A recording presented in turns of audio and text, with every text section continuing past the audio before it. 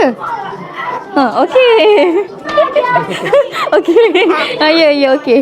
Nak bersiap nak pergi open house tapi Ijaz nak pakai ni cushion Timeforia sebab nak tengok ketahanan dia berapa lama. Tak nampak dah Ijaz punya parut, Ijaz punya jelagat semua dah hilang dah. Kalau kulit jenis combination skin boleh pakai yang ni. Nampak tak beza before and after? So ni finishing dia. Ijaz nak siapkan satu muka jap. So sekarang pukul 9 pagi. Dah siap. Jom kita pergi open house. Ni kakak Erina makan apa? Kak ayam. Kakak dalam. Cuba ambil. Cuba ambil. Everybody, nak comel ni. Tak takut kan? Nak laksa. Aminah tak ada yang boleh makan. Telur boleh nak telur. Kuih tu tak boleh. Tengok sekarang dah pukul 1. Kita dah siap makan semua. Makeup okey. Okey, sekejap lagi.